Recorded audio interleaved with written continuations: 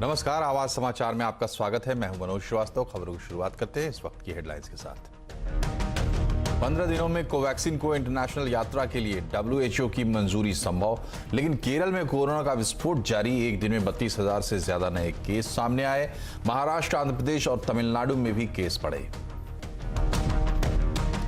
Travel agents की संस्थाओं ने उठाई अंतर्राष्ट्रीय ट्रैवल शुरू करने की मांग। कहा, कई देशों में खुल चुका है पर्यटन।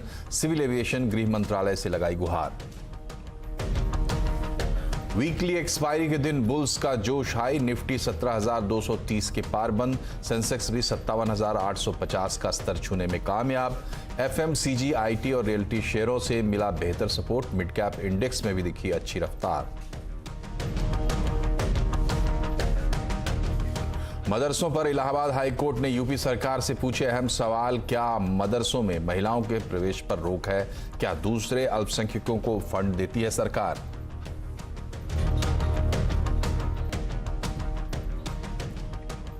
नहीं रहे लोकप्रिय टीवी स्टार सिद्धार्थ शुक्ला। 40 की उम्र में मुंबई में हुई मौत। डॉक्टरों के मुताबिक नींद में ही हार्ट अटैक आने से गई जान।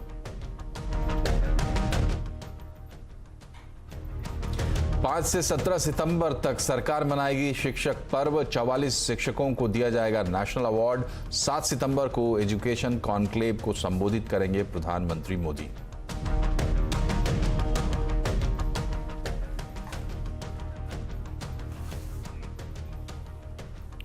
कोवैक्सीन लेने वालों को जल्द WHO से इंटरनेशनल यात्रा की मंजूरी मिल सकती है, लेकिन कोरोना के आंकड़ों की बात करें तो अभी भी खतरा टला नहीं है। केरल में हालात चिंताजनक हैं। अपडेट लेते हैं दीपाली नंदा से। दीपाली, कोवैक्सीन को लेने वालों के लिए बड़ी खबर होगी WHO से जो निकल कर आ रही है। क्या डिटेल्स है आपके पास?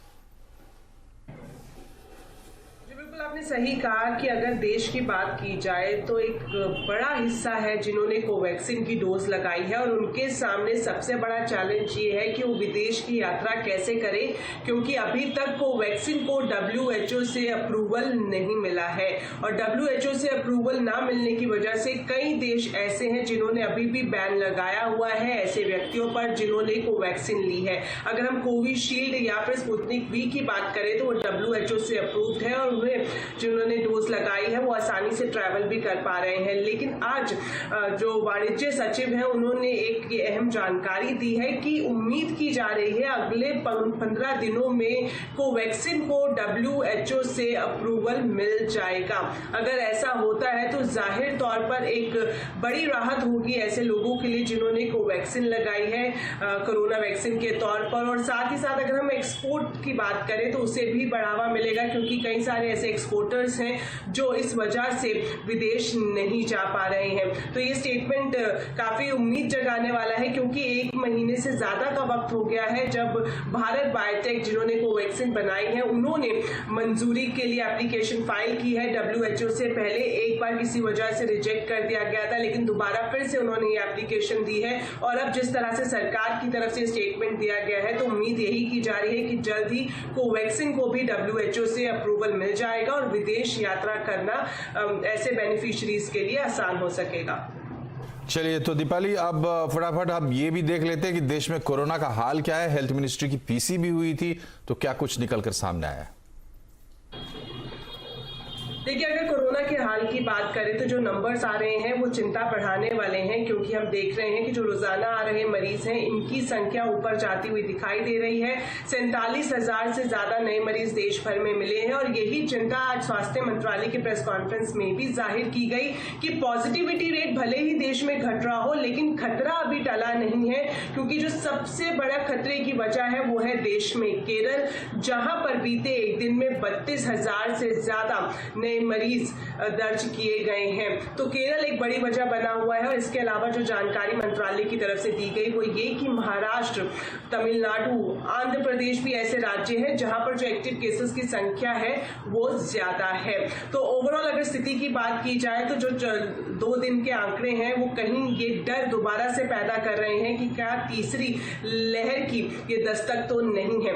और बहरहाल अगर वैक्सीन की बात की जाए तो वैक्सीन के लिहाज से राहत ये है कि अगस्त के महीने में रिकॉर्ड वैक्सीनेशन किया गया है। और अगर आंकड़ों के हिसाब से देखें तो जो जानकारी मंत्रालय की तरफ से दी गई है वो ये कि 16% वयस्क आबादी के हिस्से ने पूरी यानी कि दोनों डोजेस ले ली हैं, वो पूरी तरह से वैक्सीनेट हो गए हैं।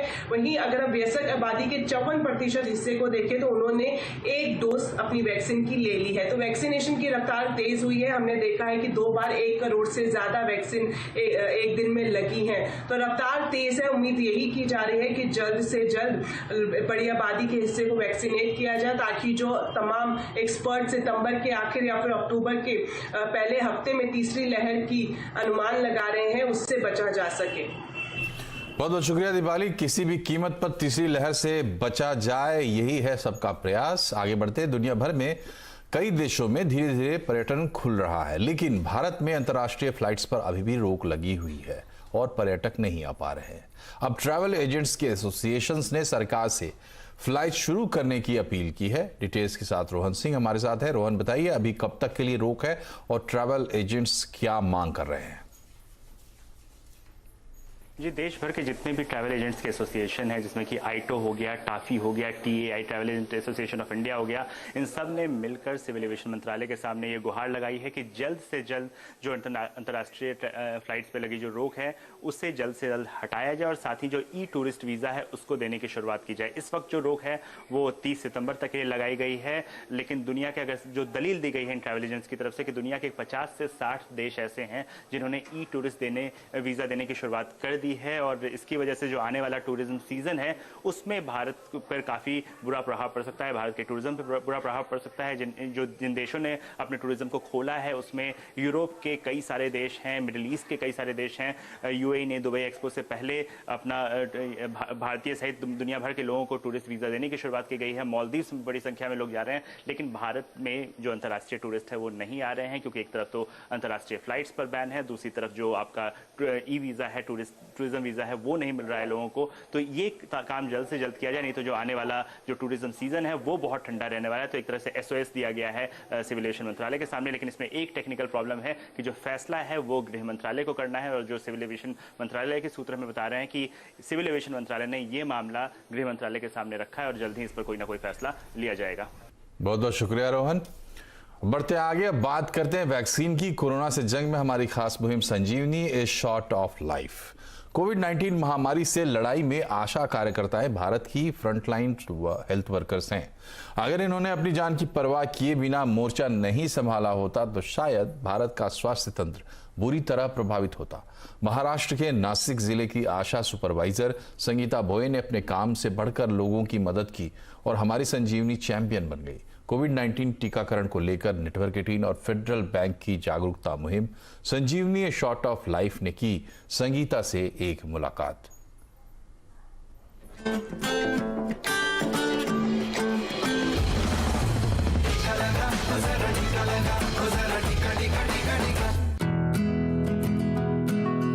आशा कार्यकर्ता अपने काम पर निकल चुके हैं। गुजरात की सीमा पर दूर दराज के इलाके में बसे इस ठाणा पाड़ा गांव में स्वास्थ्यकर्मी जंगलों और नदियों को लांघते हुए कई किलोमीटर पैदल चलकर मरीजों तक पहुंचते हैं, खासतौर पर कोरोना संक्रमितों के लिए। दादा, वो दादा, ढोकले की काय? आम्ही तुम्हाला भेटायला आलोय। संगीता भोये आशा सुपरवाइजर हैं, जिनकी टीम में 12 आशा कार्यकर्ता हैं और जमीनी स्तर पर संगीता का काम बेहद ही सराहनीय रहा है। इनकी टीम कोरोना संक्रमित मरीजों को सिर्फ स्वास्थ्य सुविधाएं ही नहीं देती, बल्कि खाना, राशन, अंडे और सब्जियां भी मुहैया करवाती हैं।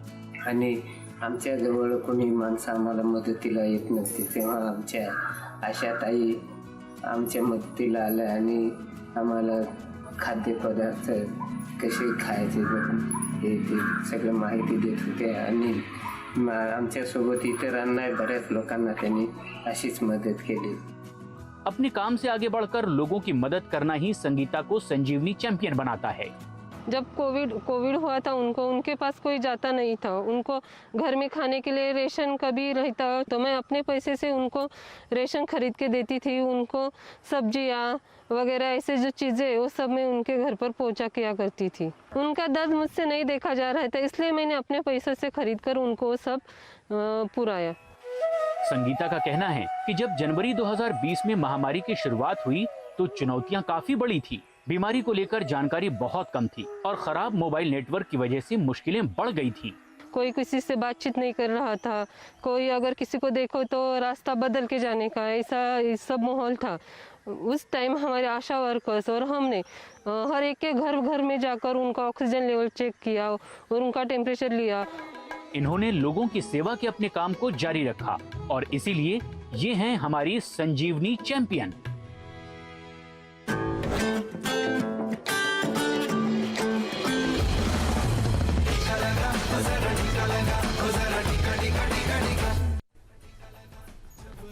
गांव की आशा कार्यकर्ताओं से लेकर शहरों के डॉक्टर्स तक, अगर ये स्वास्थ्य कर्मी नहीं होते तो शायद हमारा स्वास्थ्य तंत्र पूरी तरह चरमरा ही जाता।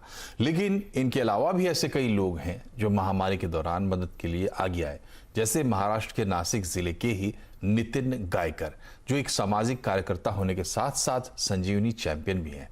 कोविड-19 टीकाकरण को लेकर नेटवर्क 18 और फेडरल बैंक की जागरूकता मुहिम संजीवनी अ शॉट ऑफ लाइफ ने गिरनारे शहर पहुंचकर उनके काम के बारे में जाना।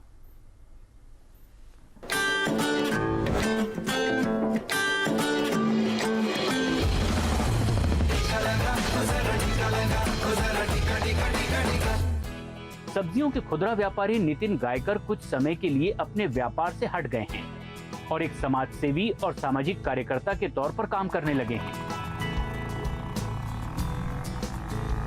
कुछ किलोमीटर में फैले दूर दराज के इलाकों में नितिन घर घर जाकर खाना पहुंचा रहे हैं। नितिन ने इस सेवा की शुरुआत महामारी के दौरान की, जो आज भी जारी है। जो 260 लोगों को खाना रोज का, जो गरीब है, जो कोविड पेशेंट है, उनके सेहत के लिए जो अच्छा खाना है वो सवेरे और शाम में 2 टाइम में खाना देने का काम किया। अस्पताल में बिस्तर का इंतजाम कराने से लेकर रेमडेसिविर जैसी जरूरी दवाएं खरीदने, मांग बढ़ने पर ऑक्सीजन मुहैया कराने और ऐसे 17 लोगों का अंतिम संस्कार करने तक, जिनके परिवार ने डर की वजह से उनका अंतिम संस्कार करने से मना कर दिया, नितिन ने लगभग हर संभव मदद की और इन सब का खर्च नितिन ने खुद उठाया। मेरे मदर को जब कोरोना हुआ था तब नासिक सिटी में किधर भी बेड अवेलेबल नहीं था, तब नितिन गायकर जी ने बेड अवेलेबल किया, ऑक्सीजन अवेलेबल कर दिया, रेमडेसिविर इंजेक्शन अवेलेबल कर दिया। उसकी वजह से मेरी मदर की आज जान बची है, जिंदा है वो। नितिन के पिता का देहांत 15 साल पहले हो गया था और महामारी के दौरान नितिन ने मौत को बेहद करीब से देखा। जिसके ऊपर भी संकट आता है, जिसके ऊपर मैं आके मेरे को अंदर से ही आवाज आता है कि नहीं अभी चल पड़, तेरी जरूरत है लोगों को, तो मैं चल पड़ता हूँ। वो संकट काल में और ये टाइम पे कोई बाहर नहीं आता। जब बाहर नहीं कोई आता तो हमारी ज़रूरत है, हम हमारी ज़रूरत समझ के, लोगों की ज़रूरत समझते, वो हमने काम किया। ये हमें संजीवनी कैंपेन में हेल्प कर रहे हैं वैक्सीनेशन के लिए, अवेयरनेस करने के लिए। तो क्या होता है ना, गांव के लोगों को उनके साथ जितनी अटैचमेंट है वो हमें हेल्प करती है हमारा कैंपेन आगे बढ़ाने के लिए। ऐसे में कोई शक नहीं है कि लोगों की हर कदम मदद करने वाले नितिन गायकर हमारे संजीवनी चैंपियन हैं।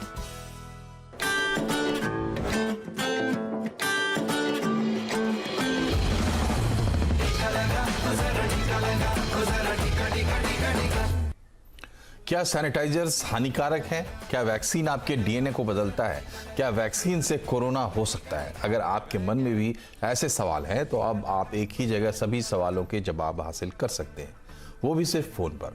संजीवनी a shot of life vaccine जागरूकता कैंपेन के तहत नेटवर्क 18 और फेडरल बैंक ने संजीवनी व्हाट्सएप हेल्पलाइन लॉन्च की है। आपको सिर्फ एक व्हाट्सएप करना है, नंबर है 7977773753 और यहाँ संदेश भेजते ही कोविड से जुड़ी सभी जानकारी आपको तुरंत व्हाट्सएप पर ही मिल जाएगी। सूचना लेने के लिए फोन नंबर याद रखें 7977773753।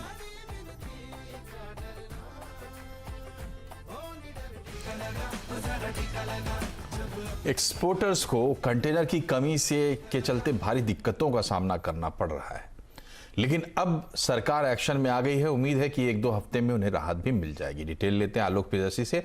आलोक, ये बताएं सरकार किस तरीके की मदद करने की योजना बना रही है? बिल्कुल, देखिए, लंबे समय से एक्सपोर्टर देश में कंटेनर की किल्लत और बढ़े हुए फ्रेट की समस्या से जूझ रहे हैं, लेकिन अब कंटेनर को लेकर सरकार एक्शन में नजर आ रही है और सरकार की तरफ से आश्वासन दिया गया है कि इस मुद्दे को लेकर 1 हफ्ते के भीतर ठोस समाधान पेश किया जाएगा।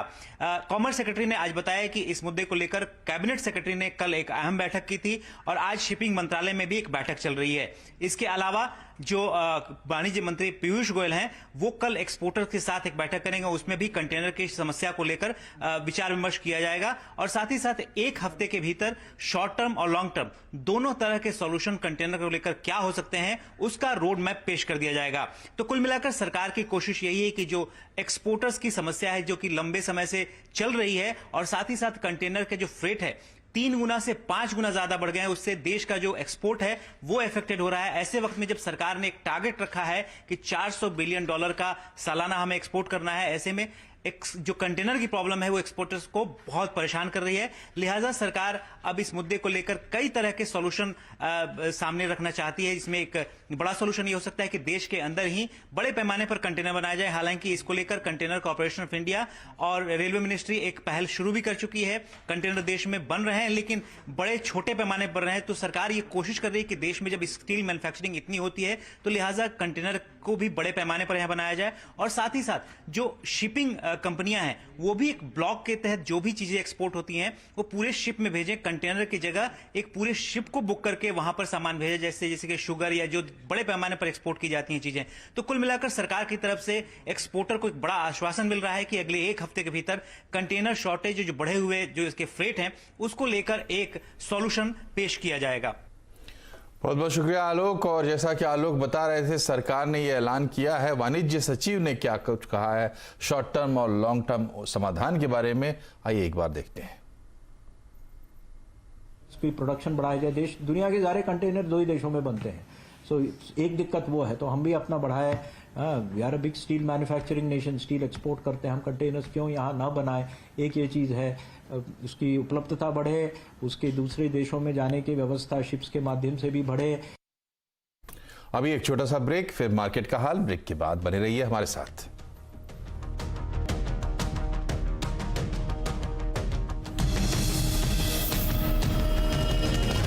Vijaya Diagnostic Center Limited, an integrated diagnostics provider offering one-stop solutions with best-in-class technology and one of the fastest-growing diagnostic chains with a dominant position in South India, now offers a public issue of equity shares of ₹1 each for cash at a premium. The 100% book-built offer being offered in a price band of 522. Details refer to the red herring prospectus. Mysore से कोयम्बटूर, भोपाल से बर्धमान, हम हैं तो रोशन रहे सारा Hindustan. Exide, India's number 1 inverter battery.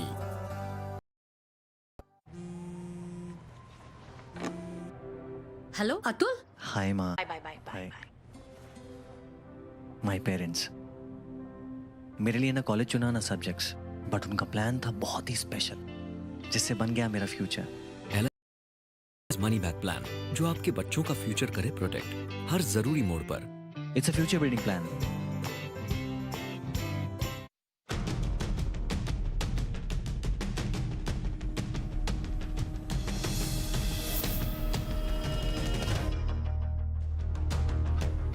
Break के बाद एक बार फिर से आपका स्वागत है आवाज समाचार में। आज बाजार में 15 हफ्ते की सबसे शानदार वीकली एक्सपायरी हुई है। निफ्टी 158 अंक चढ़कर 17,230 के पार बंद हुआ।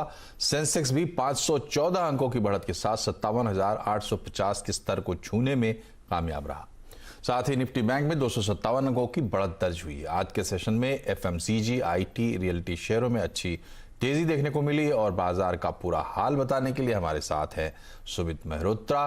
सुमित, क्या है आज की बड़ी बातें, हाइलाइट्स? शानदार सेशन आज का देखने को मिला, जहां पे एक्सपायरी के दिन भारतीय बाजार एक जोरदार तेजी के अंदर थे। Nifty, Sensex, Nifty bank, mid cap, small cap सब में खरीदारी सेक्टर स्पेसिफिक अगर देखी जाए तो आज एफएमसीजी जो कि 11 साढ़े 11% अब तक की तेजी दिखा चुका ऑलरेडी इसमें पिछले एक महीने में। इसके अलावा लिकर में तेजी थी, सीमेंट में तेजी थी, फर्टिलाइजर में तेजी थी, इंश्योरेंस स्टॉक्स में तेजी थी। तो ऐसे बहुत सारे नाम है जहां पर आज खरीदारी बनते हुए दिखाई पड़े और एक ब्रॉडर बेस्ड बाइंग मार्केट के अंदर बन रही थी, जिसके आधार पर बाजार रिकॉर्ड स्तरों पर पहुंचा। और ना केवल ये बल्कि हैवी वेट में रिलायंस इंडस्ट्रीज एक तरफा मार्केट को सपोर्ट कर रहा था, HUL, HDFC लाइफ, कुछ ऐसे निफ्टी के नाम है जो कि तेजी प्रोवाइड करा रहे थे मार्केट को। तो एक बढ़िया सेशन और रिकॉर्ड स्तरों पर जाकर मार्केट्स बंद होते हुए दिखाई पड़े। तो इस शानदार दिन में किन शेयरों और सेक्टर्स में सबसे ज्यादा एक्शन हुआ सुमित? स्टॉक स्पेसिफिक सबसे पहला नाम तो आता है श्री सीमेंट का, जो कि निफ्टी गेनर्स में शुमार था। एक शानदार तेजी स्टॉक के अंदर आज देखने को मिली, 6.5%। इतने हैवी वेट होने के बावजूद 6.5% की तेजी। HDFC लाइफ 775 का ऑल टाइम हाई और 5.5% की तेजी। सिप्ला 3.5% ऊपर और TCS 3800 के लेवल पर 3.5% का उछाल यहां पर भी आता हुआ दिखाई पड़ा। इसके अलावा M&M करीब 2.5% नीचे, ONGC flat to negative, Bajaj auto flat to negative और डिवी स्लैब करीब 1% गिरावट यहां पर भी आते हुए दिखाई पड़ी। इसके अलावा मिड कैप गेनर्स की अगर बात की जाए तो मिड कैप गेनर्स में शुमार सबसे पहला नाम वोडाफोन आइडिया, 17.5% की यहां पर तेजी देखने को मिली। कंटेनर कॉर्प 7% ऊपर, लास्ट आवर में बाइंग हुई। एक्साइड लगातार दूसरा दिन जो कि चला और माइंड ट्री भी करीब 4% की तेजी के साथ आज बंद होता हुआ दिखाई पड़ा। गिरने वालों में बैंक ऑफ इंडिया करीब 6.5% टूटा, स्कॉट्स 3% टूटा, केनरा बैंक 1.5% और PFC रफली 1% बिकवाली यहां पर आते हुए दिखाई पड़ी। F&O गेनर्स में वोडाफोन आइडिया लीड करते हुए, कंटेनर कॉर्प 6.5% ऊपर, इंडिया मार्ट 6.5% ऊपर, श्री सीमेंट में भी करीब 6% की बढ़त देखने को मिली। F&O लूजर्स में स्कॉट्स लीड कर रहा था, इप्का लैब 2% नीचे, M&M 2.5% नीचे और सिटी यूनियन बैंक भी करीब 2% बिकवाली के साथ बंद हुआ। इंश्योरेंस गेनर में HDFC लाइफ 5.5% ऊपर, ICICI प्रूडेंशियल 3% चढ़ा, SBI लाइफ 2% चढ़ा और मैक्स फाइनेंशियल भी करीब 1.25% की तेजी के साथ बंद होता हुआ दिखाई पड़ा। सीमेंट गेनर में JK cement, Shri cement, ACC, Ambuja सब में एक तरफा खरीदारी थी और खबरें भी थी प्राइस हाइक का, तो उसका भी एक इंपैक्ट आता हुआ दिखाई पड़ा। इसके अलावा एक अच्छी तेजी लिकर स्पेस में थी, यहाँ पे USL, UBL, रेडिको ग्लोबल जैसे नाम जो थे वो भी तेजी में कामकाज कर रहे थे। एक शानदार सत्र मार्केट में जहां पे ब्रॉडर बेस बाइंग आज देखने को मिली। चलिए, बहुत बहुत शुक्रिया आपका सुमित। और अब बात करते हैं इलाहाबाद हाई कोर्ट की, जहां से मदरसों से जुड़ी एक याचिका की सुनवाई करते हुए धार्मिक शिक्षा की फंडिंग को लेकर कई अहम सवाल आए हैं। हाईकोर्ट ने उत्तर प्रदेश सरकार से पूछा है कि क्या एक धर्मनिरपेक्ष राज्य मदरसों को फंडिंग कर सकता है। हाईकोर्ट ने यह भी पूछा है कि क्या संविधान के अनुच्छेद 28 के तहत मदरसे धार्मिक शिक्षा, संदेश और पूजा पद्धति की शिक्षा दे सकते हैं। हाईकोर्ट ने मदरसों में महिलाओं की भागीदारी पर भी सवाल पूछे हैं। कोर्ट ने इन सभी सवालों का जवाब राज्य सरकार से 4 हफ्तों में मांगा है। याचिका की अगली सुनवाई 6 अक्टूबर को होगी। सरकार शिक्षक दिवस के मौके पर 5 सितंबर से 17 सितंबर तक शिक्षक पर्व मनाएगी। स्कूली शिक्षा सचिव संतोष कुमार सारंगी ने कहा है कि शिक्षक पर्व के मौके पर शिक्षकों के लिए नेशनल अवार्ड्स भी शुरू किया जाएगा और इस साल 44 शिक्षकों को नेशनल अवार्ड्स दिए जाएंगे। प्रधानमंत्री नरेंद्र मोदी 7 सितंबर को एक एजुकेशन कॉन्क्लेव को संबोधित करेंगे। ये कॉन्क्लेव वर्चुअल होगा और इसमें देश भर के शिक्षक, पेरेंट्स और छात्र हिस्सा लेंगे। युवाओं में खासे लोकप्रिय टीवी स्टार और बिग बॉस 13 के विनर रहे सिद्धार्थ शुक्ला नहीं रहे। डॉक्टर्स के मुताबिक सिद्धार्थ की मौत हार्ट अटैक से हुई, जबकि वो सिर्फ 40 साल के थे। बताया जा रहा है कि सिद्धार्थ शुक्ला रात को दवाई लेकर सोए थे, लेकिन सुबह वो उठे नहीं।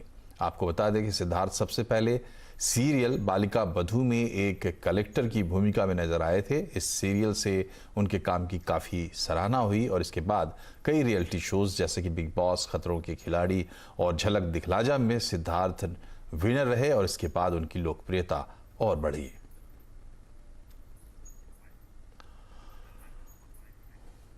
और इसी के साथ आवाज समाचार में फिलहाल इतना ही, लेकिन खबरों पर लगातार अपडेट रहिए। CNBC आवाज से जुड़े रहिए। ट्विटर, फेसबुक, यूट्यूब के जरिए। अपना ख्याल रखिए। नमस्कार।